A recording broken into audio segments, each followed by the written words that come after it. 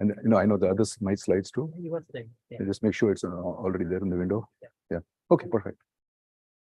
And I have to put it on the slideshow. Show introduction. Yeah.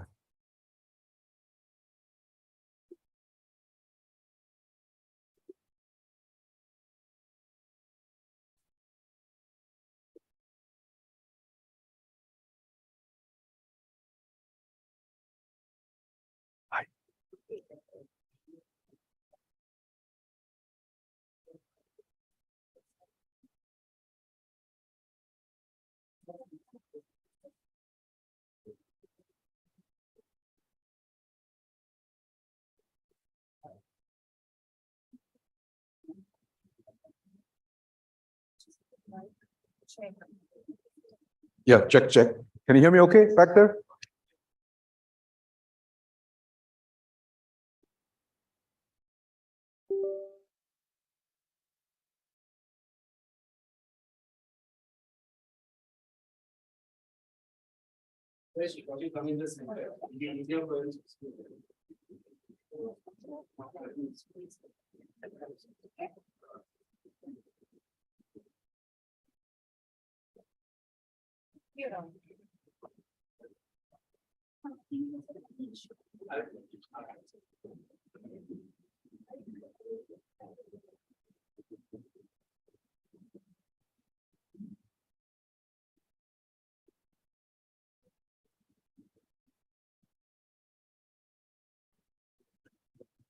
So, very good evening to one and all, including those who are on the other side of the screen who have joined us virtually for this talk.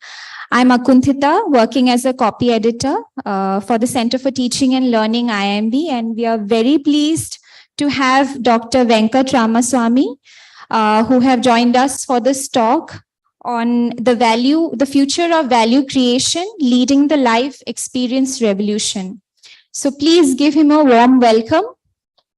Thank you.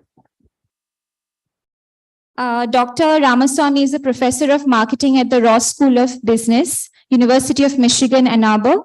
He is also a globally recognized thought leader and the author of the award-winning book, The Future of Competition, which introduced co-creation as a revolutionary concept. Currently, he is collaborating with Itihas Research and Digital, which is a not-for-profit organization that studies the evolution of technology and business domains in India. So they're together working on a new research around digital India innovation and the Life X-verse revolution. So what Life X-verse means is that it puts humanity and life experiences ahead of technology. So I would now request Professor to please take over the center stage. And if you have any questions or if you want to share your thoughts, we'll be opening the forum at the end of the talk. Yeah. Thank you very much. Let me switch to my slides here.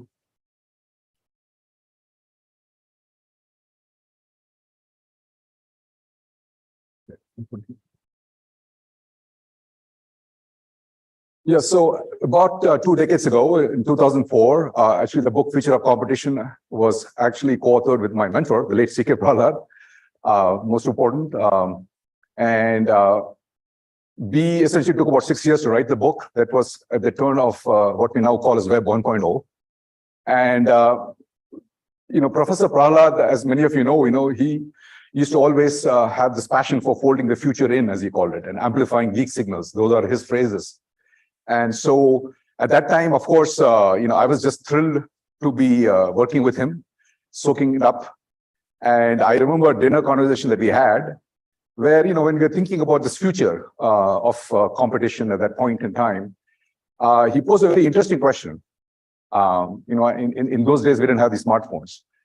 But this is a secret for you. He said, all this internet, all this stuff is great, but what if, this is how we used to think, population scale, what if 1 billion people had this in their pocket? That time we had Palm Pilots. And you can imagine whatever you want, it's all connected and all kinds of things. Will that just be like our business, being the business school or being a management professor? Will it just be some linear extension? We're all used to the value chain. creating value. And he had obviously written a famous book called, Competing for the Future with Gary Hamel, right? Where they talked about core competence and strategic intent, lots of stretch ideas. So he said, okay, how we create value fundamentally transform, or it'll be just like a linear extension of what? Of course, one has to imagine a world like that. It's very hard. But that was just as just sharing a personal story of like, this is the kind of person he was.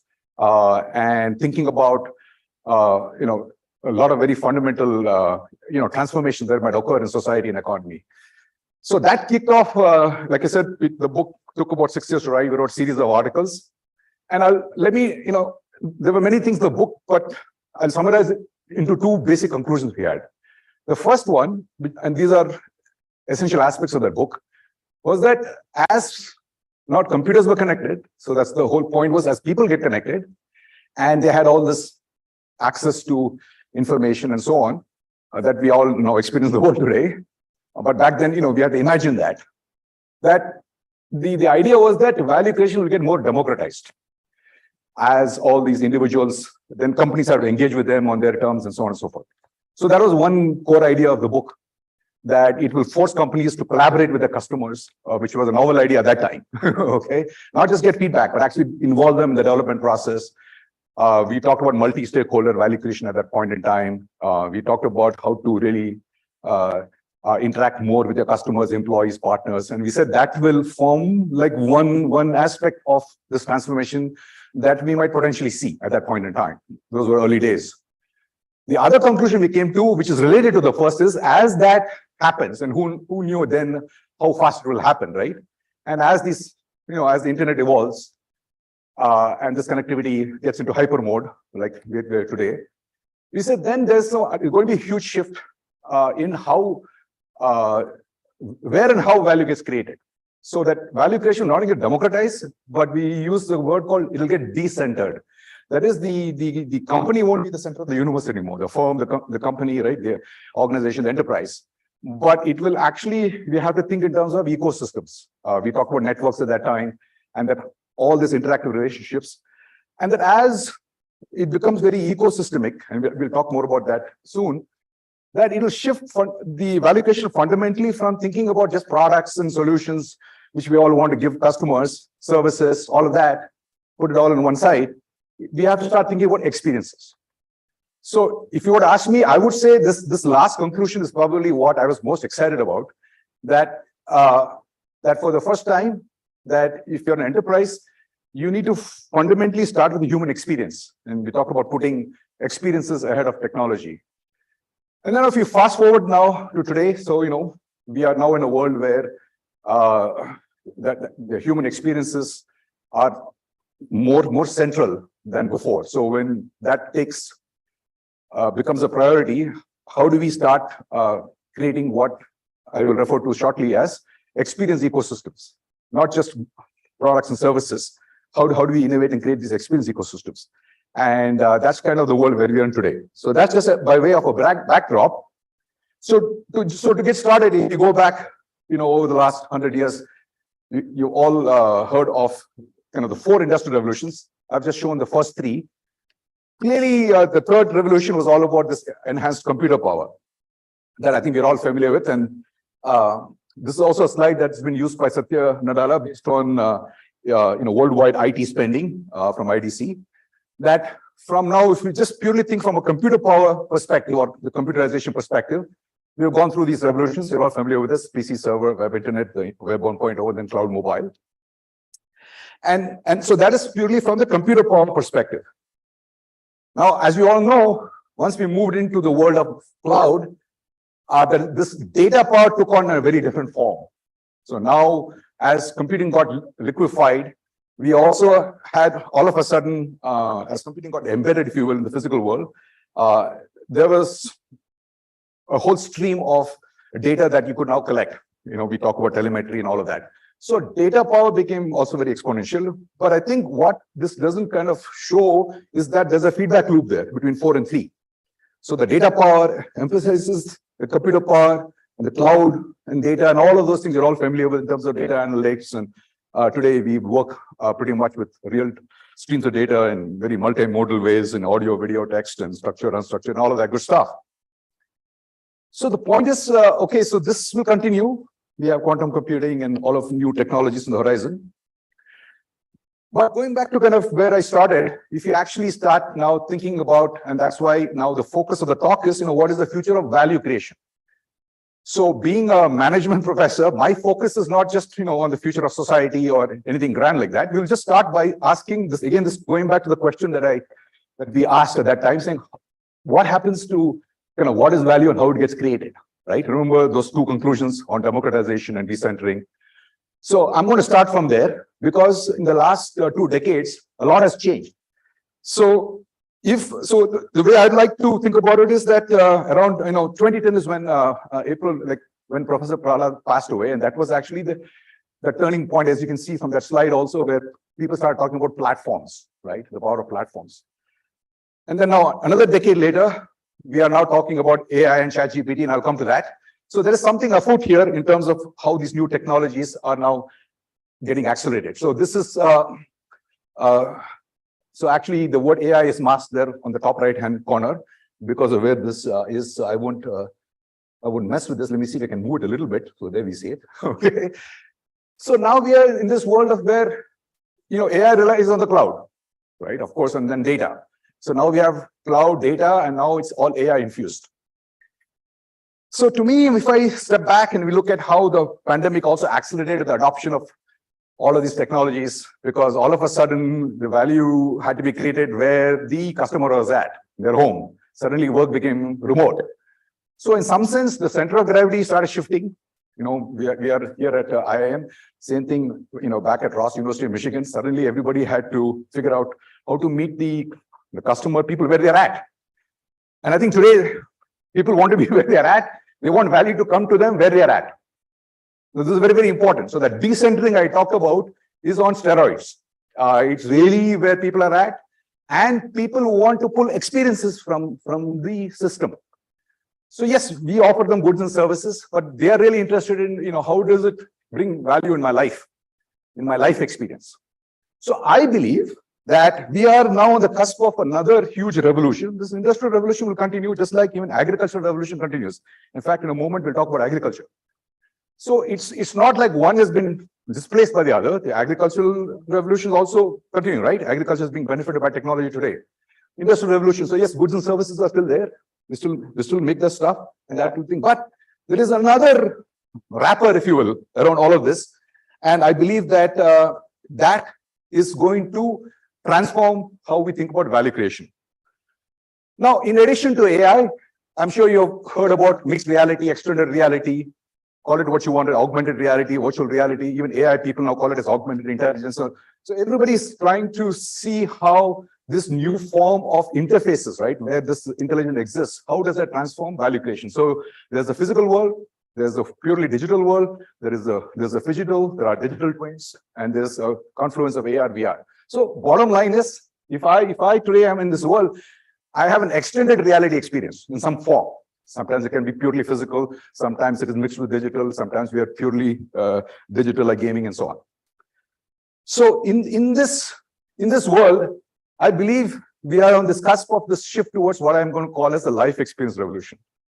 So what do I mean by that? So in this AI-infused extended reality, how for the first time, we will be able to start with our world of experiences, which has always existed ever since man was born, right? But has never been central to the business system as such. So how do we have a very experience-centric view? So this is not about being product-centric and customer-centric. I'm going to basically argue we have to be fundamentally experience-centric. And when I say that, I don't mean just UI, UX, CX, EX, and all of the X's. The X is important, but it is fundamentally where experiences are actually emergent. So the key word there is it's an emergent experience. So these new kinds of experiences emerge from all of this extended interactivity. So the other keyword there is interactivity. So in other words, the experience is not already pre-configured. It's like when you're in the product world, I configure the product and give it to you. But in this world, the experience must be co-created. That's what it's about. If I were to create an experience for Professor Krishnan, It is his experience, right? So he has to be, by definition, involved in it. But if I were to create a product for him, theoretically, that's not the case. I can get feedback and make it customized and personalized. But really what I'm saying is, what does he want at this point in time? Maybe 45 minutes later, he wants something else, etc. So the context is always changing. So this is the dynamic world in which we are living in, where all these relations are getting dynamically configured. And so how do you actually start from the top and connect it back? How do you start from that life experience and connect it back to the technology? So that's what we will try to explore. It's also early days in this revolution. And I believe that at the heart of that is, yes, we have computer power, data power, is this engagement part. How do you give people the tools to engage with the system on their terms? And then by implication, what do we need to do as enterprises in order to meet them where they are at? And depending on when and how and where, they want to create value. And even why they want to create value, depending on their life journey and their own lived experiences. So there are those same two pieces. So let's start with the democratization of value creation. And what that means is, in this world today, as we provide various tools and platforms to actually engage individuals, we have to co-evolve the value proposition, the business model, the operating model, together with the experiencers. So I'm going to actually use the word experiencer. When I think of individuals as experiencers, I don't particularly like the word user, because user means there is something on the other end that you're using. Whereas an experiences, I just have experience. I wake up in the morning, I have experiences. I don't have to use anything. I'm just conscious of myself, and then I see the world outside. I want to engage with the world. So I'm really starting from that point of just waking up. I want to engage. Now, what do you want to do today, right? Etc. So that's the starting point. And that's what all the enterprises will have to do is to then how to co-evolve that. So I'm going to actually start with an example, and we'll actually look at the example of the agricultural ecosystem. And some of you might have heard of Jugalbandi. Anybody heard of Jugalbandi here? Just show of hands. Okay, one person. So that's good. So at least let's see what this is about. And I hope the audio is okay here. So. मैं एक किसान हूँ। अपने ही गांव में हमारी ज़मीन है 2 एकड़, उसमें ही हम खेती उगाते हैं। रबी की और खरीफ की दोनों फसलें उगाते हैं, जिसमें गेहूँ है, जवार है, बाजरा है, तिल्ली है, सरसों है। बट यहाँ मेवात में अंदर बहुत से गांवों में न्यूज़पेपर नहीं पहुँच पाते हैं। ये सरकारी स्कीमें पहुँचती हैं, लेकिन ग्रामीण इलाकों में लोग योजनाओं की स्कीम पहुँच भी नहीं पाती है। Jugalbandi is a chatbot that we built to solve 2 problems. One is this linguistic divide and the technological divide. We collected millions of parallel sentences for machine translation. We collected thousands of hours of data for speech recognition. And then we built state-of-the-art models on top of it using Bhashini speech recognition models and Azure's OpenAI. So these capabilities allows us to understand language, transcribe it, translate it, and also synthesize it back in the form of speech. चाचा you जुगलबंदी है।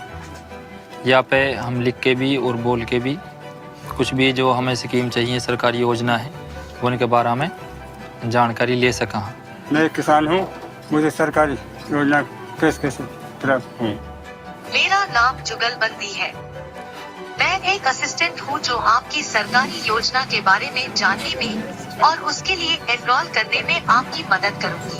तो वहाँ से हमें लिखित में भी और ऑडियो में भी दोनों तरीके से जवाब आया, और किस किस डॉक्यूमेंट्स की ज़रूरत पड़ती है और किस किस फॉर्म की ज़रूरत पड़ती है। The Ministry of Electronics and IT in the country has been working on this for the last 5 years now. And when ChatGPT was launched, that was really the catalyst for us being able to bring these pieces together. We've been able to categorize the diversity of India as an innovation opportunity. And if you're able to do that successfully, you're able to do it for the world. So what is interesting I find here is that, so you have Microsoft, you're all familiar, Microsoft, OpenAI, ChatGPT, but you also have, IITM, which has been working and also with other volunteers on Bhashini, which is for language translation, etc. But taking that technology, combining it with this, and now building this application with the government schemes involved in an agricultural setting for the farmer. So what I want you to now start thinking about is how is the farmers, remember we're talking about experiences, the experience transformed, because the farmer has been interacting with smartphones for the last decade, right? So what is new here? So, okay, it has natural language recognition, but what does that do? But also, how is that innovation changing here in terms of, are we now creating new kinds, new forms of experiences that we couldn't do before? Well, here's what we will do. Let's hear what folks at Microsoft have to say. So let me, and so here's Satya Nadella talking about this. So here's somebody speaking in any Indian language, expressing a complex thought and saying, I want to navigate all of these programs and I want to get this done. The bot comes back and sort of suggests what they should do. It says, no, that's not what I want you to even get this done for me. It's like having a co-pilot, a personal assistant, an agent that is provisioned for you to get stuff done. That last mile, they took GPT, trained it on all of the data, that is government data, and essentially used the front-end language translation with the understanding of all of that data. Think about what I just described. Here is someone in India, in a rural part perhaps, speaking in their language, and essentially creating a session in which what was developed maybe 2 months ago, a month ago, as a large model somewhere else in the world, and both of those got connected. And when I saw that, I said, God, this is a changed world where the diffusion of the latest and greatest technology and its ability to make it really impactful for someone's life in a rural part of India. That's the world that I always said I dreamt of being in, and I think we're there. It's the common man able to use the greatest technology to do something that is useful to them. And it's not about tech for tech's sake. And that, to me, is what I think India can contribute, which is, I think, if the age of celebration of technology for technology's sake is over. It's about really thinking about technology and its use for everyone in the world. And that, I think, can be the greatest contribution. Great. Thank you. And speaking of that, maybe, so here's somebody speaking. So sorry. I'm going the wrong way in here. So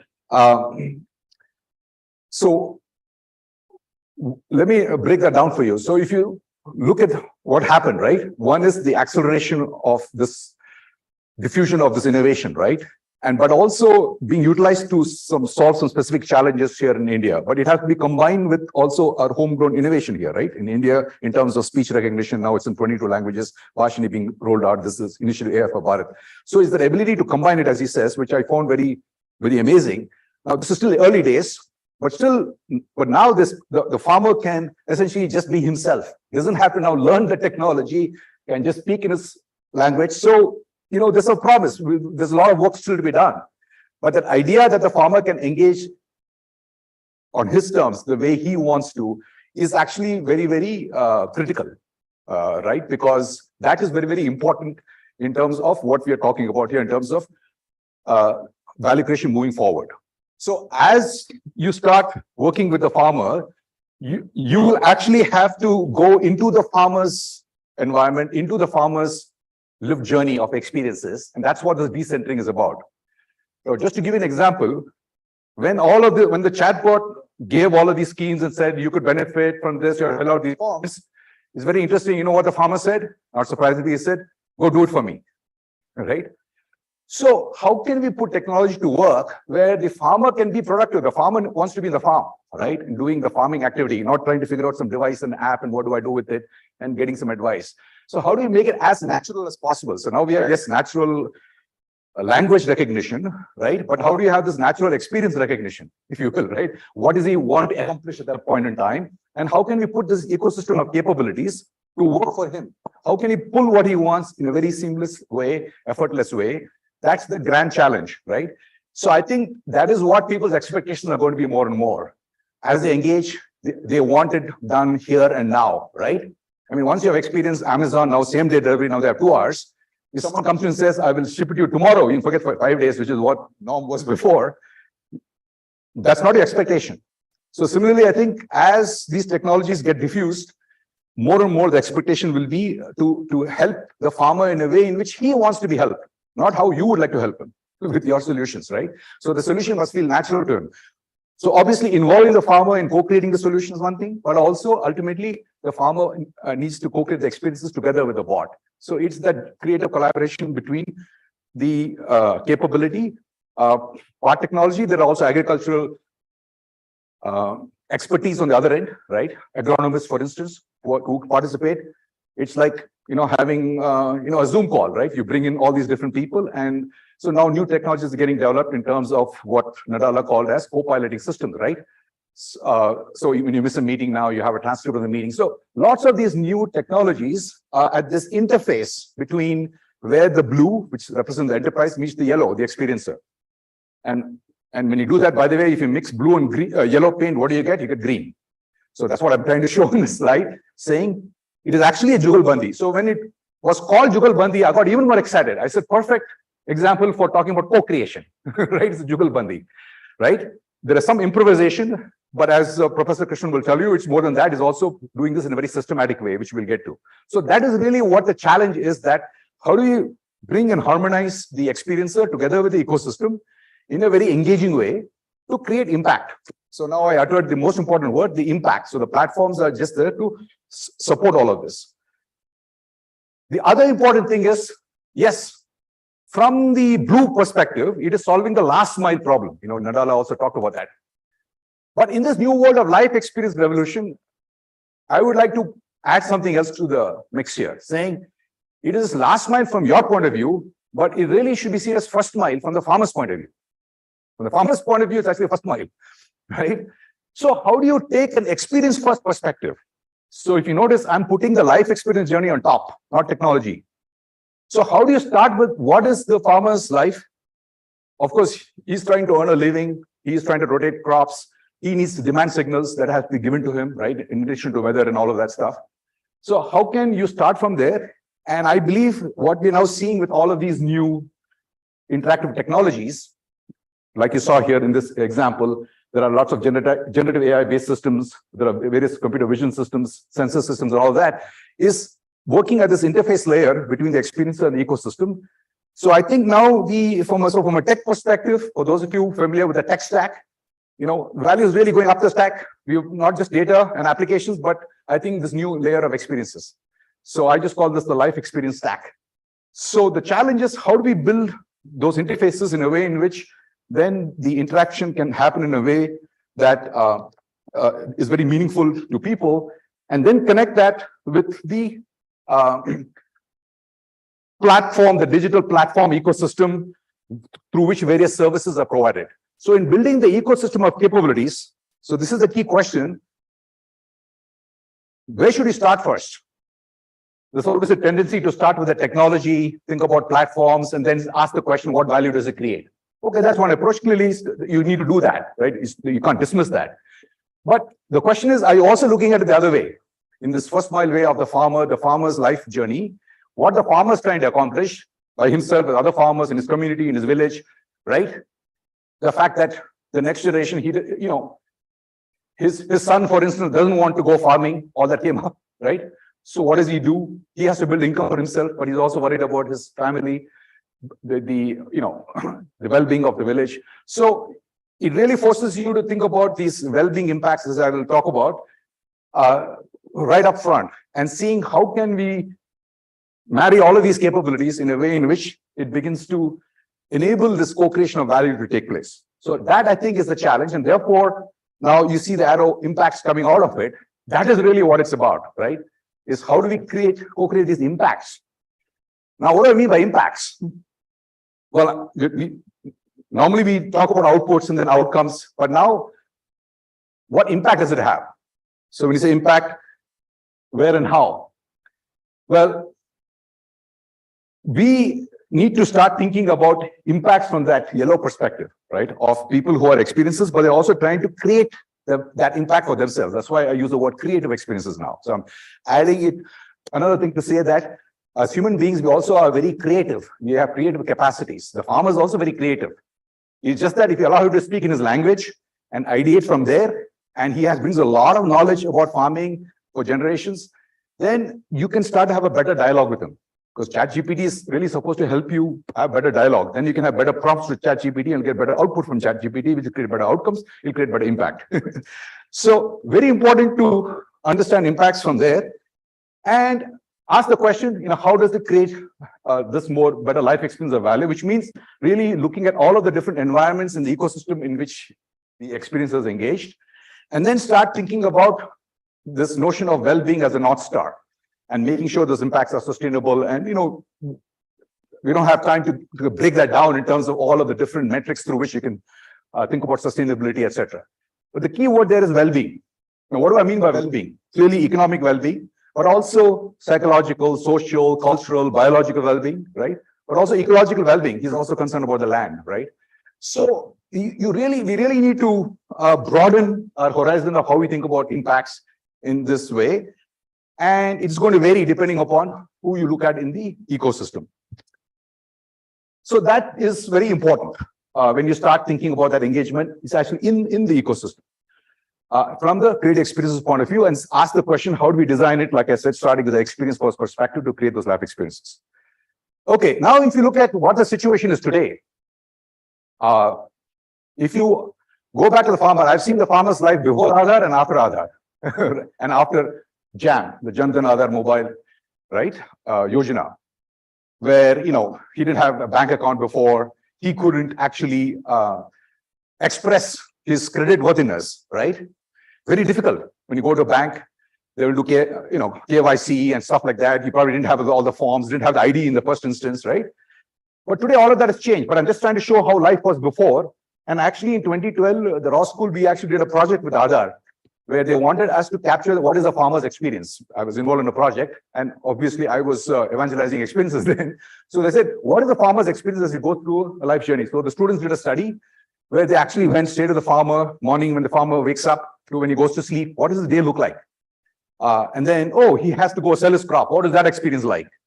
He doesn't get paid in full. How does he do banking? Like, how does he get credit? He wants a loan. People are not giving him a loan. Why aren't they giving him a loan, etc.? So, of course, you get a good insight into that, but it is clear that you can't come up with some point solution to this. You need really some fundamental shift in the digital infrastructure.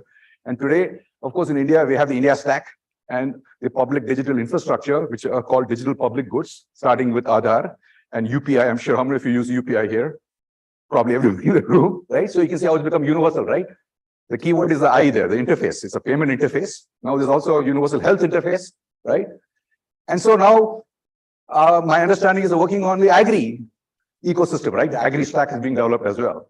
Similarly in automotive and mobility and so on. So the idea is, how can we bring those capabilities into this life lived journey is the key. And now if you want to do that, it's not just the farmer, you have to worry about all these different stakeholders, right? You see startups in a little dark blue. Those are also very key players today in that ecosystem. So the point is that in this world of this digital stack, you saw that video, you saw Nandan Nilekani sitting there, right? And in the interest of time, I just showed you only one portion of the video. And then Nandan actually speaks about the whole startup movement. We have gone to like about 90,000 startups. Of course, Infosys was one of the original startups back then. So today we have a very vibrant startup ecosystem in the last few years. There are lots of agri startups. So how can they become part of this mix and really work with this ecosystem of capabilities to bring more value to the farmer? So now what I'm going to do is to just share one example, and there are many, but I'm just going to share the example of ITC, eChopal. Anybody heard of eChopal, ITC? They actually have done a lot in the last 2 decades, trying to bring more and better value for the farmer, if you will, right? To empower farmers in new ways. So I'll just very quickly share like the history of it, and give you a sense of what they're trying to accomplish now. In this world where already you have a public digital infrastructure that lays the foundation, right? So that, the farmer today can go and transact, has a bank account, and there are people who are now building tools where he can express his credit worthiness, so he can get loans, right? And now there are also health coming into the picture, providing health services. So the public digital infrastructure allows the private players to innovate on top of it. So I think this is a huge revolution in India, and where India is actually leading the world in the G20 that's going to come next month. I think there are 22 countries that want to build their own version of India Stack.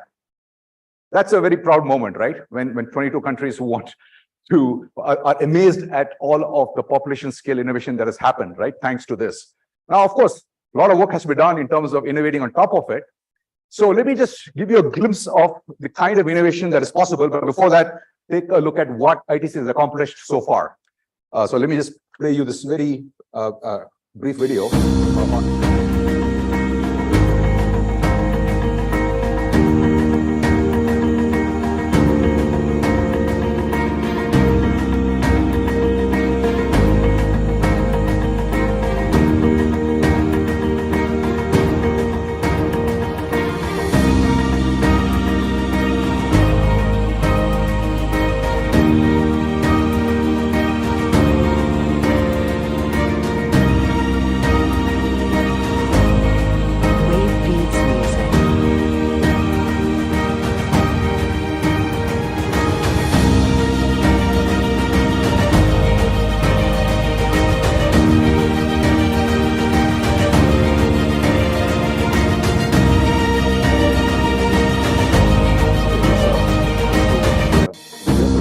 Move on to that.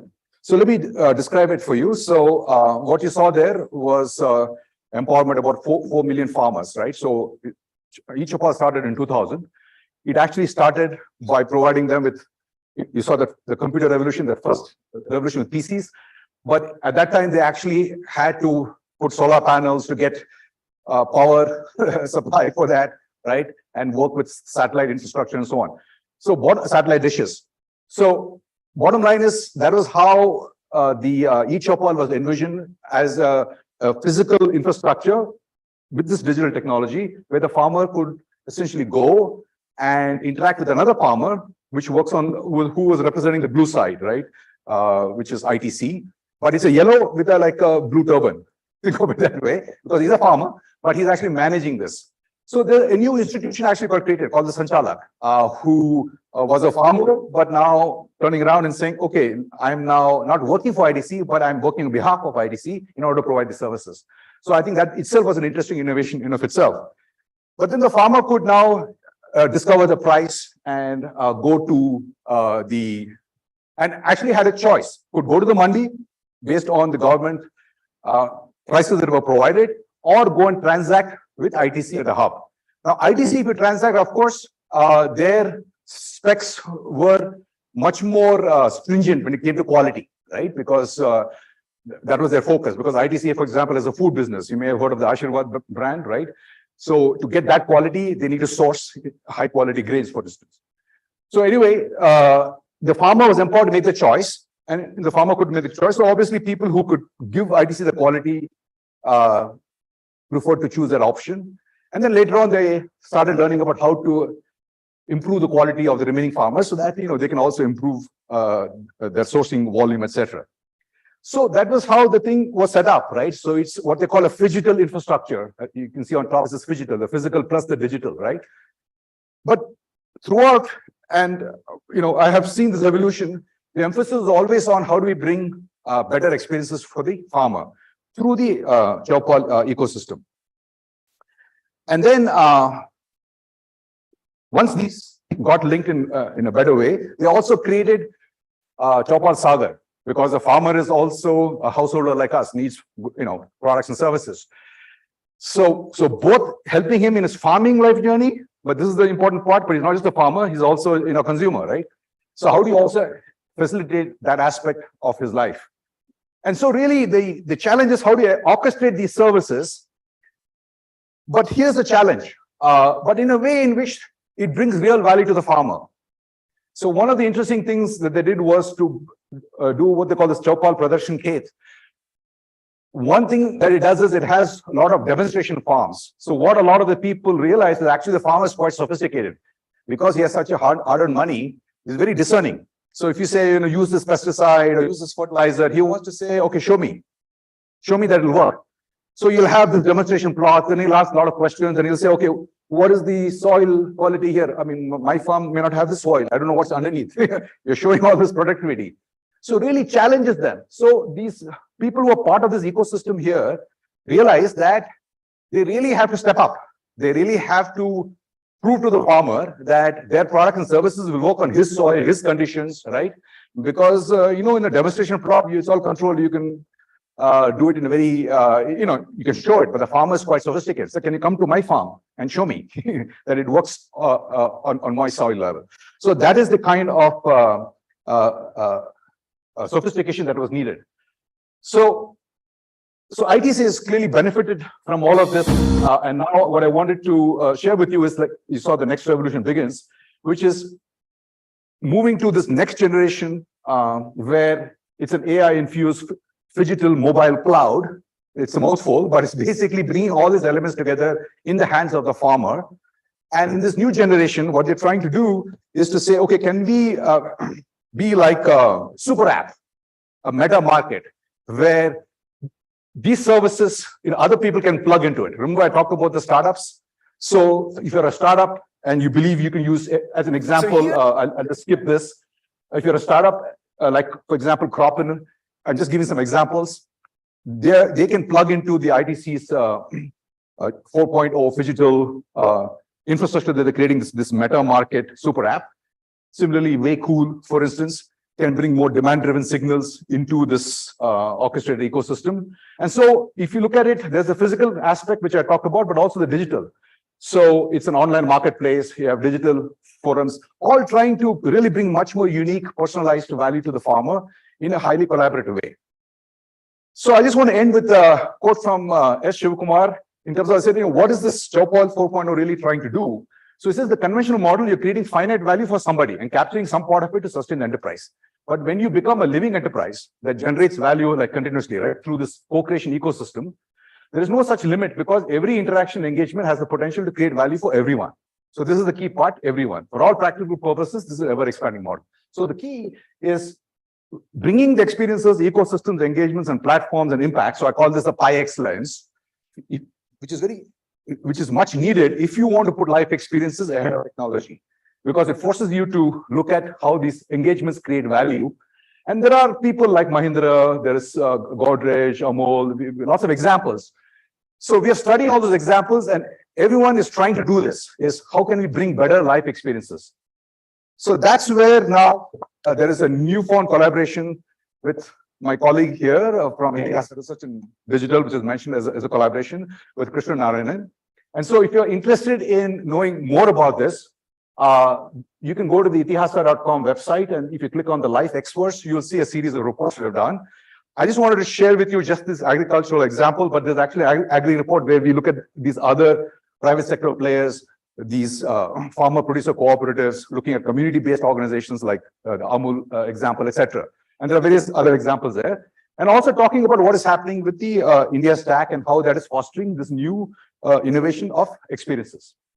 Now, in the interest of time, I just focus on that, but we've also studied health, education, automotive, etc. And all of these are various ecosystems in which we have tried to apply this pi excellence and see what is happening, and lots of very interesting innovations happening. So we just try to provide this kind of framework to really understand what people are trying to accomplish. It's almost like a new language, right? When I did my PhD, I was saying that I don't think I use the word platform, ecosystem, interaction, engagement, experience, impact. You won't find those words in my dissertation for sure, right? It is all about inputs, outputs, process, Six Sigma, quality, etc. So I think we have this new world where it's really not looking at all the traditional quality of products and processes, but really trying to understand experiences, right? And unlike Six Sigma, as we were saying, where the goal was, variation was the enemy, here variation is your friend, the complete reversal. Because everybody wants something very different, very unique, very contextual. So there's a huge mind shift here in terms of embracing experiences, quality of experiences, very distinct from doing quality of a product, right? And actually co-creating that experience with the experiencer. So to kind of wrap up, there's this huge shift now where we have to start with experiences, this lived journey engagement. We have to think about value in terms of the stakeholders from the experience point of view. We've got to go beyond the value chain. Those still exist, but we have to think in terms of the life experience ecosystems like I was talking about. Then we can't just work with our own assets and capabilities. We've got to resource capabilities into the platform like you saw on the ITC example. And then in terms of performance, we have to think about impacts. So if you put it all together, that's really the basis of this pi excellence. It really expands your value creation pie, right? No, that doesn't mean our traditional stuff goes away. It's still there. You still have your products and services, but you really have to start from the outside in. And then you'll be able to transform your offering in new ways. So very quickly, let me go through some implications. It means that you've got to think about the value to the experiencer, to the enterprise, to the partners in the system, to stakeholders, much more complex value creation. You need to think about design in a much more expanded way, not just designing products and services, but designing this experience ecosystem throughout the journey of these experiencers. That means you have to start thinking about how people work better in teams inside the organization. Especially the AI teams building ML ops models. Then you have product managers working on products, people who work at the interface. All these things need to be connected more through these platforms. So there's also a lot of work going on inside the organization to really get there. So to conclude, from an organizational perspective, coming back to the blue side, how do you go from blue to green, right? You have to bring in the yellow, democratize, decentralize, but, big challenge. If you look at how we have traditionally been organized, it's only with that narrow view. We think about value chains, goods and services, industry boundaries, all of this, system of records, but very different view of capabilities needed on the right-hand side. And those are some of this kind of the new language of life experiences, looking at stakeholders and impacts and building this digital fabric across all of these different environments. So from traditional tool perspective, yes, there is still a value proposition, but can we bring a pie excellence into that? So I would urge you to do that. Think about business models. You may have seen the business model canvas, some of you, right? How can we bring the pie excellence, but start from the demand side? Start from the experiencer, connect to the ecosystem, but again, from the ecosystem also you can go to the experiencer. So you can also start from the supply side, activities, resources, your partners, but try to take an experience first perspective and try to see how we can connect the two. And Professor Krishnan has worked on this notion of, yes, in India, we do a lot of creative improvisation, but how can we do this in a very systematic way? And so now we have to do it in a very eco-systematic way, is what I would say, right? To add to the mix. How do we start thinking about that and bringing experiences into that systematic innovation? So there are lots of important thoughts in here in terms of how to systematize that innovation. And then turns out that Krishnan has also written another book on how do we transform science and technology, right? To start now creating these better and improved experiences. Value chain doesn't go away. It's still there, it's digitalized. But again, can bring a pie excellence to think about how do people interact with workflows? How do people in teams have experiences as they work with other people and so on? And then skilling. So in terms of HR, training and reskilling, there's also a nice book by Professor Prasad, who I understand is retired now here, and S. Ramachandran on new skilling, where they talk about we have to now think about upskilling people, reskilling, because they work only in a traditional blue organization, right? And this new skilling that's required. So how do they learn and develop around this experience mindset? And even McKinsey is saying we need new language. You can see on the left-hand side, they said we talk about profit, competition, command and control, expectations. So now we need to focus on impact, like we talked about. I was very happy to see the same words, right? It kind of validates. We have to shift to co-creation and more co-evolution and look at value in more holistic ways. And at Michigan, we have a model of leadership. Again, it's how do we co-evolve from internal focus and tight control kind of organization to more loose control, external focus. Doesn't mean that that goes away, but how do we coexist with that? So we want stability, which is provided by classic organizational structures, but how do we get more fluid? Is a challenge. So we really need to co-evolve. There's no other way, together with people in the ecosystem. And that's essentially what is something that Krishnan Narayan and I are trying to think further about. We have done some early work on what we believe is the future of value creation. And so that is something that we'd love to get your inputs, and hopefully you can also participate in it, and we will have some ways by which we can all be engaged in essentially co-creating the future. So thank you very much. And happy to take any questions if you have.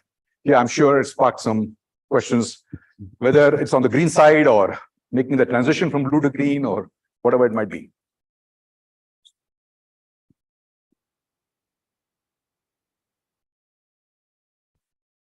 Please. So there seems to be a fair degree of unanimity now that it's all about value creation. But I'm just wondering, in this world where value creation is so much based on an individual's experience, as you described it, how will people get value capture? Because I'm just looking at ITC, for example. Though you talked about all the nice things about each of Paul, my own understanding is as a commercial activity is not a great success. And in fact, within ITC itself, it's had its ups and downs in terms of top management support, and it's gone through many avatars of change. And a lot of that has, when you compare it to the margins they can make on selling cigarettes, then all this each of Paul stuff, doesn't quite cut it. So I'm just wondering, what happens on the value capture side? Yeah, good question. So, traditionally we have separated the creation from the capture. That's another, and delivery of value as it's called, right? You saw that. So great question. So I think sometimes when we say value capture, we might be thinking economic terms, first of all, right? But sure, we need to get the return on the investment we make. So one of the things is that we also have to shift like how we think about quote unquote capturing value. We have to shift to, if we have seen a shift to like subscription models and now actually consumption models. So if you actually follow the trend in this cloud computing, it is like as we create the value, if the value is indeed being created in every moment of engagement, then we need to also think about revenue generation in a very, in the world of cloud computing is called consumption, right? Models. Because as you're getting value, then some of it can be shared with those that help create it. So I think that's a very interesting question, because then the way in which you govern the way you manage your top line, the bottom line, there are also some changes required. Because if you're continuously creating value, then there's actually an opportunity to actually have quote unquote more capture in the traditional sense, right?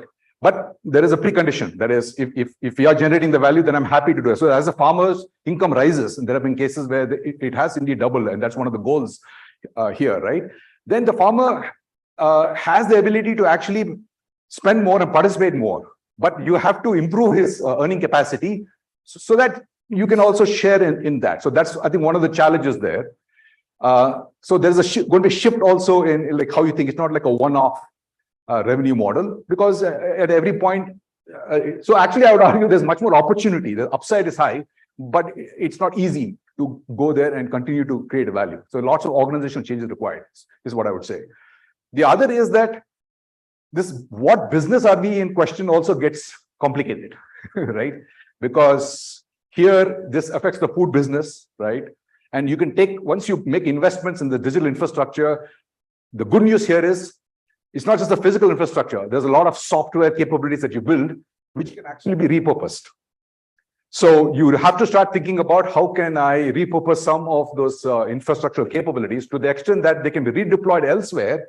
Then if you take, looking at the capture over a period of time, then there are examples where people get more returns on all the investment, but the investment costs get spread across different opportunities.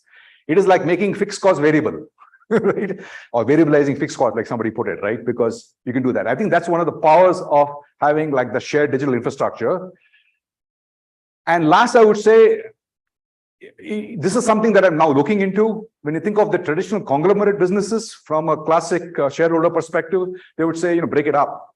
You're seeing some of these things happening, right?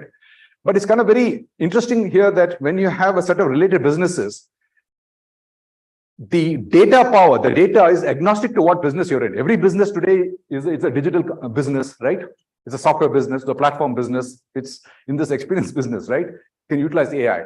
So the question is, if you build components in one place, are you also thinking about how to take it across to another business or at least another ecosystem? And last but not the least, you don't have to build everything yourself. You can mix and match the other people that can bring capabilities. So there's a lot of strategizing you have to do in terms of how to make it work, what partnerships I need to build, and how can I spread this cost of investments across, and how do I change my revenue models so that it matches this. Now, these are all challenges, by the way, faced by a Microsoft, a Google, AWS, because in the traditional cloud computing world, they've had to do this, right? To move to these new kinds of revenue-based models. But yes, it's certainly a challenge. There's also a shift in how your financial management as well, from an economic sense. And lastly, I would say there's also the capturing of value. Value is also non-economic, right? We talked about those impacts, a lot of them, when you think about now sustainability, ESG metrics, what have you. All of those are starting to bring in other aspects of impact So to the extent that the value capture also is related to how you're achieving those impacts, which might be non-economic, right? Having societal impacts is expectation there. It can also help you achieve some of those goals. So we jokingly say, it's nice to have sustainable development goals, but you need to move to sustainable development impacts, from the goal to the impacts. And this can help you start making the journey towards having kind of those true impacts, as opposed to checking the boxes saying, yes, I have done these things, and therefore I'm actually engaging in sustainable development, right? Is the impact actually happening on the ground?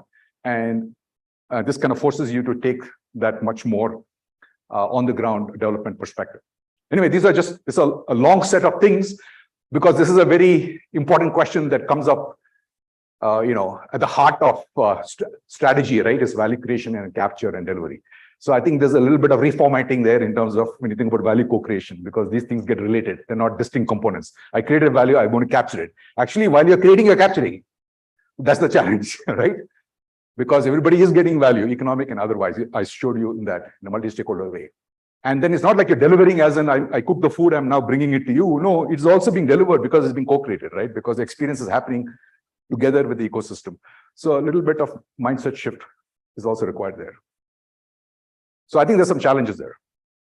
Any other questions, comments? Anyone else? Yeah, one more. Hello, thank you for the insightful discussion. So my question is on the concept of experience. Is it right for us to understand it as what this experience was, previously associated with luxury goods, right? And are we, in some sense, trying to democratize it with the capability in IT that we have today? So that's one part of the question. The second part is that obviously giving this experience at in luxury goods also made it expensive. It is for those few who could afford those experiences. So is there something that has changed that is making experience easier to give to a lot more so the experience customers? Is a hard concept to grasp. It has nothing to do with luxury or goods. It is to do with the human condition, right? Like I said, when you wake up in the morning, you have an experience because you become conscious of the world outside and you're interacting with the world. So when the farmer is getting up, the farmer's life is obviously based on farming. He's thinking about his day, right? From a farming perspective, as a farmer, just to take the example. But similarly, if you're a professor, you wake up, and if you have to teach that day, you're thinking from that point. So we're really talking about the human experience, which you undergo through any of your interactions and activities. So that's the first point. The second one is, yes, in that process, you may consume certain goods and services, just like the farmer does. So it's really nothing to do with luxury. It is like, is the product giving me satisfaction in terms of what at least in the traditional world we have marketed it as, right? Am I getting that experience from that? That's what I mean by that experience. Now, if you then go one step further and then you say the experience is emergent, it comes from the interactions. This is what, when I touch my phone, it does something, right? So there is a user experience and user interface. So there's a field called, experience design, but they're actually looking at how does the software interact with the user in that narrow way. But yes, that is where the interface is in terms of what I call that experience stack on the top, right? Where all these different tools are utilized. So now he can use natural language and so on. So it changes his experience of interacting with the phone, with the app. So there is that app experience, user experience. So it is more to do with that, where the goods are a means to the end, rather than it is like thinking from a product perspective that you're actually bringing luxury to the masses. Now, that could be a strategy of somebody who's, let's say, in the business of making goods, luxury goods, to do that. The other point is, if you're a luxury good company, so you want to take, any Coach or whoever it is, right? You can apply the price excellence into your own ecosystem. The luxury good customers are also much more demanding today, right? In terms of the luxury experience. So what I'm saying is, first isolate it from the type of good or other thing that is providing the experience. But within those goods, which are what we would call high end of the market in traditional language, you can apply the price excellence within that ecosystem, right? To say, how can we enhance that experience for that, or like in travel, for the business traveler, right? What is their expectation like, right? In terms of how would they like to engage, and how do you transform their experience as well? So there is one aspect of that experience coming down from a traditional product market perspective. I think that's what you're thinking about, but we can apply it at each layer, independently of like the type of good or service. I don't know if that helps, but that's, yeah. Hello, sir. So I want to ask about the sustainability Sure. of the paradigm shift in the techno-economics. So like, as you mentioned earlier, so what I think that the decentralization is not very effective, or it's very slow. Mhm. Okay. So like what happens with cryptocurrency, we know. With who? What blockchain. Yes. Okay. So nowadays it's not in a picture. So that's what I want to ask you, how sustainable it is in long term. Okay, so using sustainable in that sense of the long term Because aspect it is of it. very slow and ineffective, what I consume. Yeah, so the technologies will come and go in various ways, right? Now, it's not clear that crypto is dead by any means of blockchain, right? There are ways in which, so the point is, if you're actually genuinely creating value for everybody, right? For example, I don't know if you have tried to use some of these things, they're very painful to use, right? As a consumer to participate in it. Yes, it's So part of this, going back to the point of the democratization, decentering, is also making things easy to use and consume, right? To experience. So to the extent that like now we have the AI, infusion into everything. So I don't know if you use any of these co-pilot systems, but if your experience of using the co-pilot system is not very good, then it's not like you're going to see that as an important capability, right? It's going to not really create much positive impact for you. You see what I'm saying? So these tools create a new type of experience, but the quality of the experience has to be good. So just because I had something novel, okay, it has, some people might say, you might try it once, but to continuously try that, let's say, you get this, you're in a meeting and now you have a transcript, right? When you join the meeting, it says, here's what you missed. It's pretty interesting when it actually works well, right? What you missed, this was discussed, it knows what your role is and says, your agenda item has not yet come up in the discussion, right? Or I missed the meeting, give me a summary. Then you can get the various levels, 5 things based on your perspective. So you don't even have to attend. I hear that people send their bots to the meeting now, right? So I'm just giving you that. But what is your experience of that? So first is creating a new environment of experience for you, like a new type of experience. But how good is the quality of the experience? So I think you have to separate the type from the quality. So if I have a new type of experience, but it sucks, it's poor quality, I don't think you're going to engage in it, even though it has promise, but it's not fully there yet, so to speak, right?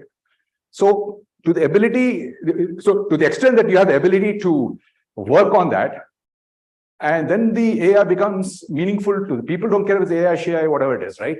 It is like, how does it transform my ability to do something or accomplish something, have some kind of impact, whether it's in my life or others? That's really what you have to pay attention to.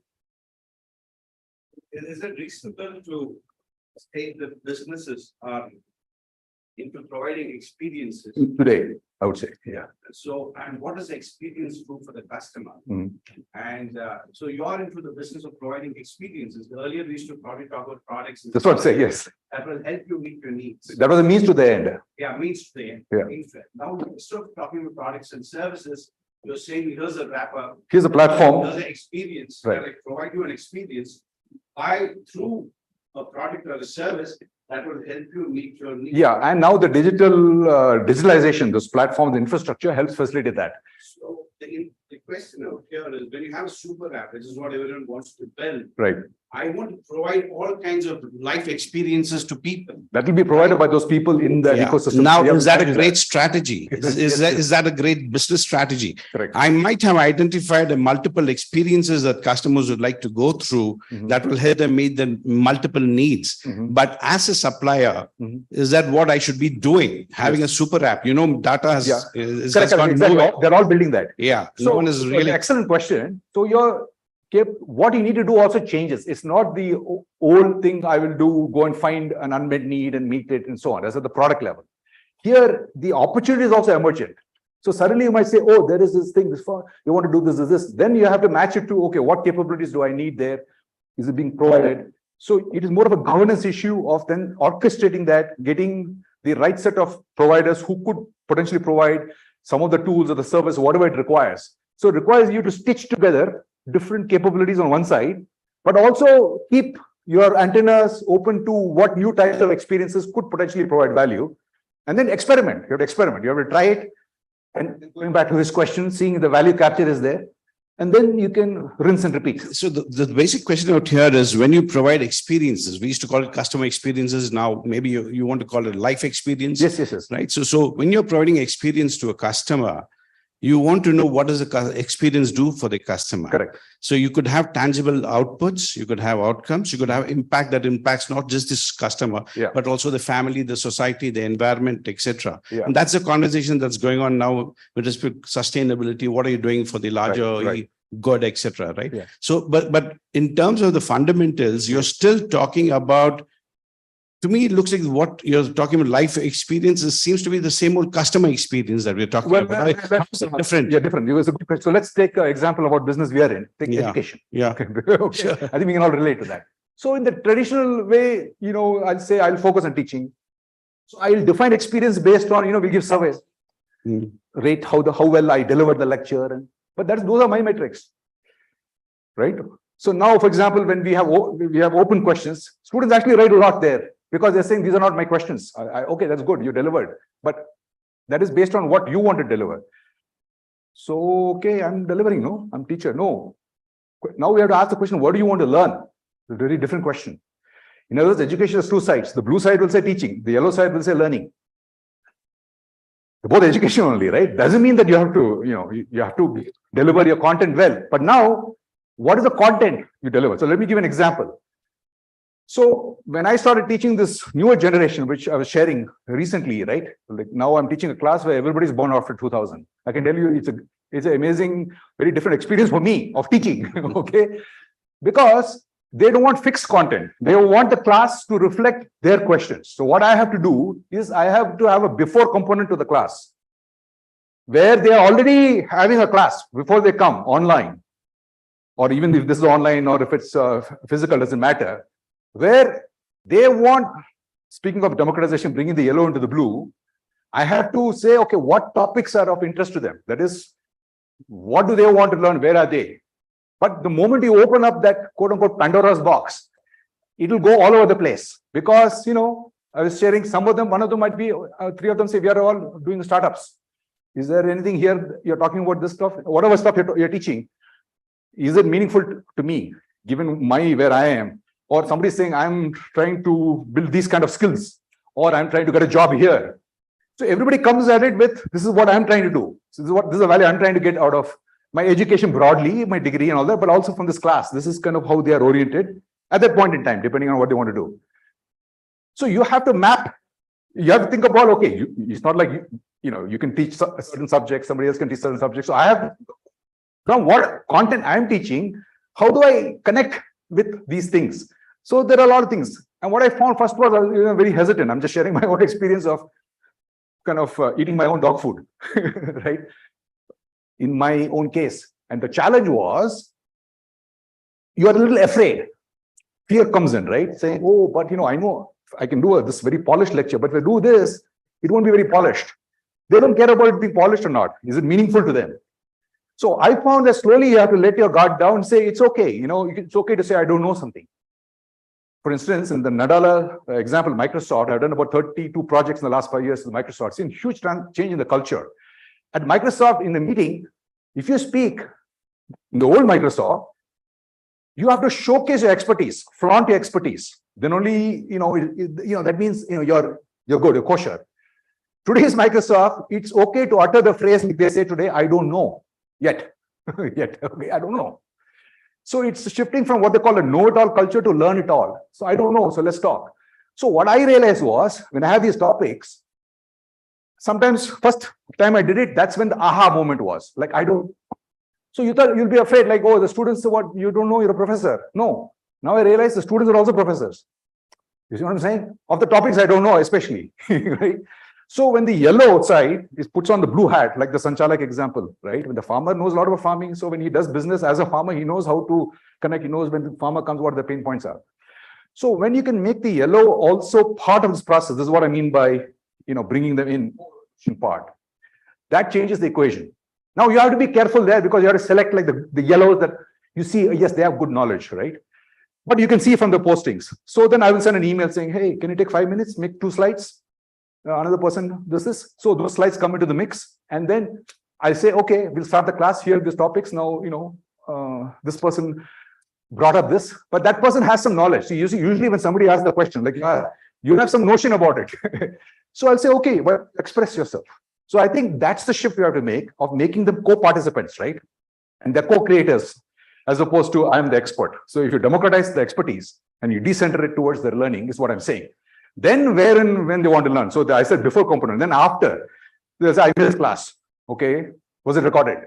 Okay, I saw the recording. Now I have 3 questions. But you can say the time for questions is over, like you're now going home, but you might have questions after you leave, something you're thinking, right? How can I ask Professor Venkat that? You see what I'm saying? Their expectation is that. So they'll send you an email. I missed this class, this, I watched everything, but I have these questions. So it is also after. It's not before, during, and after. Before it was only during, and I'm done. Over. That makes sense. So I have to also extend it, but look at the learning journey of each one of the people in the class. That is the holy grail. But how do you do that? And maybe I can have a bot. If I had a bot, then they could go and interact with the bot. So I don't have to answer. And they say, okay, that was good, but this part, can you clarify? So I think the bot can help me. I'm not there yet to have a bot of myself there. But those are some things I think where the world is moving, where people expect very unique, personalized, in this case, learning experiences. I don't know, the example help, like, to your question? Sure. Yeah, to that shift. Yeah. So it's more complex. But I also noticed that in B2B environments, when you have the idea of co-creation, as much as you have, there's an element of trust which plays out, especially in the B2B environment. Yeah. You have a lot of examples, LSA Logic or Lego or etc., where it could have succeeded. But there are also B2C, B2B. Yeah. But there are a lot of, I'm sure, examples where there's a trust deficit, where co-creation is, it's nice to talk about, but doesn't really work out. Yeah. So I didn't get into all of the things that are necessary ingredients. Yeah. You mentioned trust, absolutely. So I talk about trust, but trust is bred through like transparency in those interactions you have with the B2B context, dialogue, access to knowledge tools, like reflexively taking feedback, then, making the value more generative, linking different things, integrating things like, like people now, for example, in the cloud case, every customer wants multi-cloud, he wants your solution to talk with somebody else's. So the same thing, people are trying to then integrate. And also speaking of integration, back to the education example, you might say this is HR class, but somebody will ask some tech question or vice versa. Technology, they might ask some human resource question. So it's also puts a lot of challenge that you can't just be in your vertical silo, you have to have some horizontal level of thinking as well. So I think that's the world we're in, where you might be specialized, but you have to be able to relate to some other subject matter, because people are getting exposed on their own terms. You can't Sure, thanks. So they will also move. So you have to kind of deal with that. So that's a big challenge, because I haven't been trained that way. So I think there's a lot of challenge on the organizational side in this transformation from the blue to green, which is basically bringing in the yellow into the blue and the blue going into the yellow domain, like what you're saying. Both will get green. And there are different challenges in terms of the capabilities you need in the organization. Professor. Okay, one more last question here. Oh, she had the mic. So see who has the mic. And so you will get the last question. I'm sorry.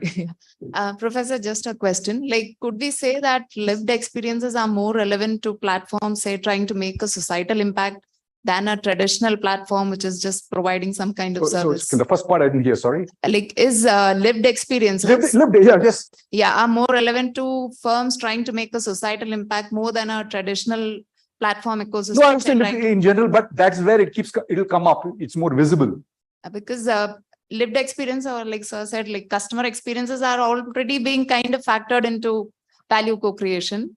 Yes. At some point. So see, the challenge is that it depends on how it's being practiced.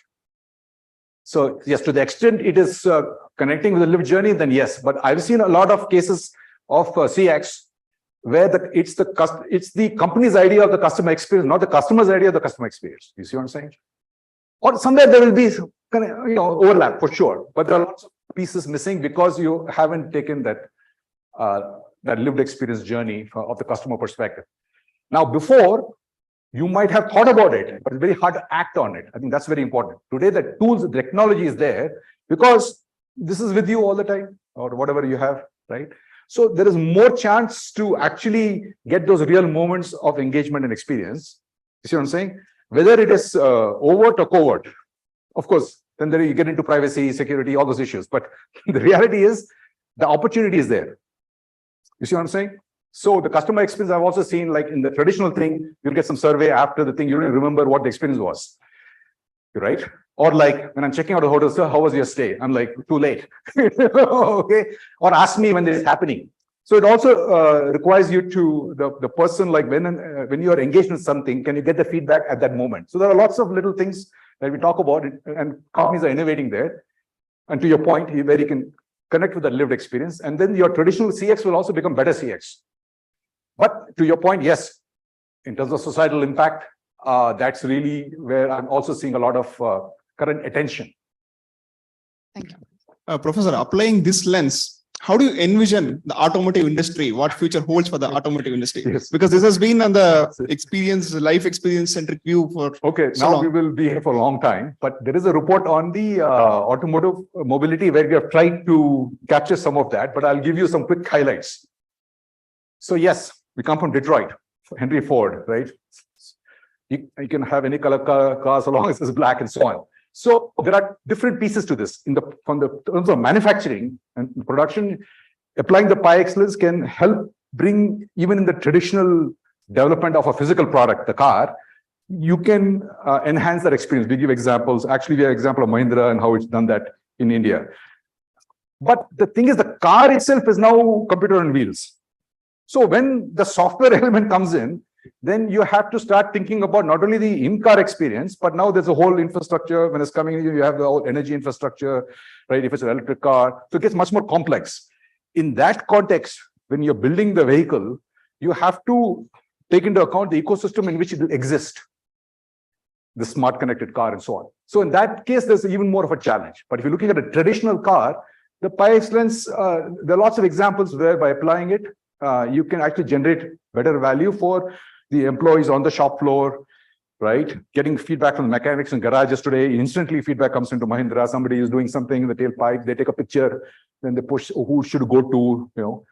And so the people sitting somewhere in Chakan or, you know, in Nasik, they can get real-time feedback. You could before, you know that this customer experience is happening there, but it's not going back to the production people. You see what I'm saying? Yep. So that is already happening. A lot of the companies have those things. But as you move forward and the car itself is a platform with all embedded software, then I think it becomes more complex. So that's one part of the story. Second part that we are now seeing is at IITM, they're creating something called MINT, which is a mobility and intelligent transportation, where all these companies realize they all have similar problems. So how do you collaborate and compete?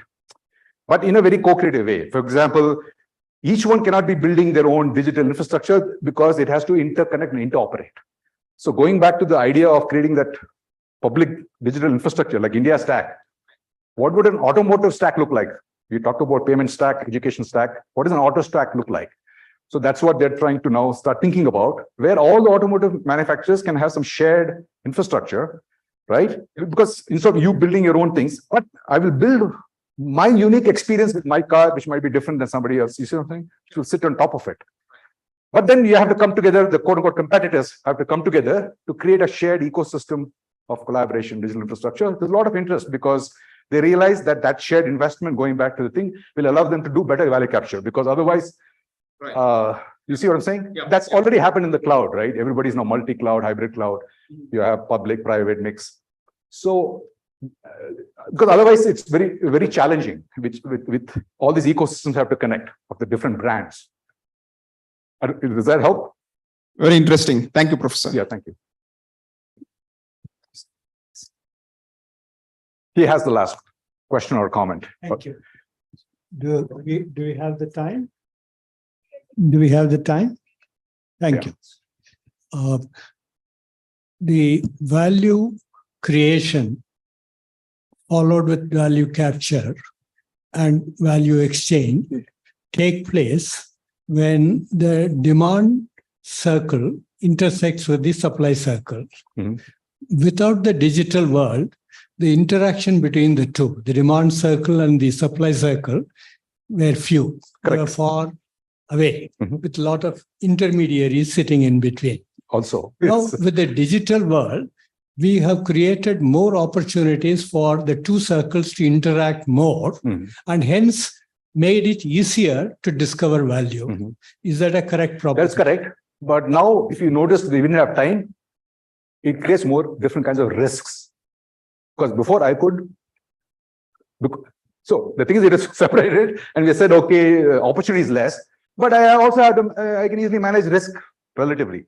Now, when everything is open, now privacy, security, looking at various forms of risk, they also are on the rise. So what you said is correct. But what I would say, the other side of the coin is you also have to manage risk now, because every interaction is now being opened up. So more of risk governance has to come in.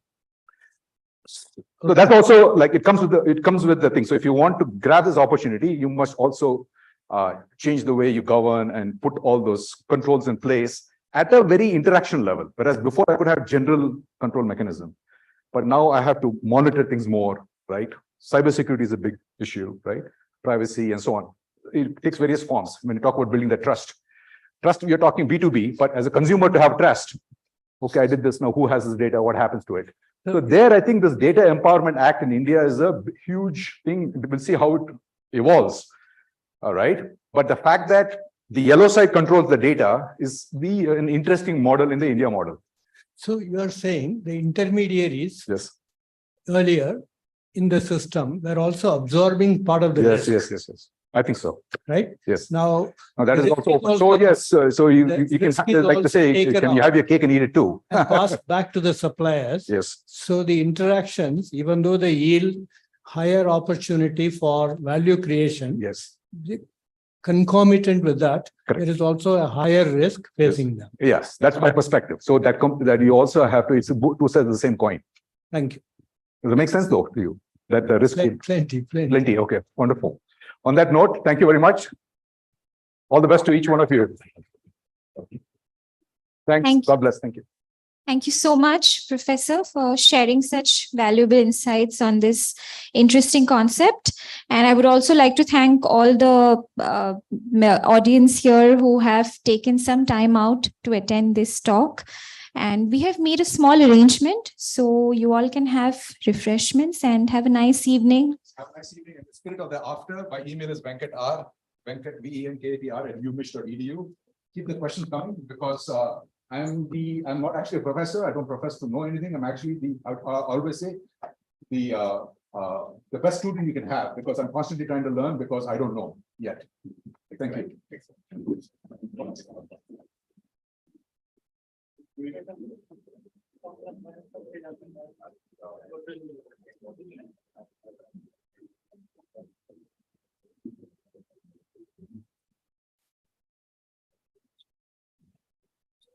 Thank you very much, Professor.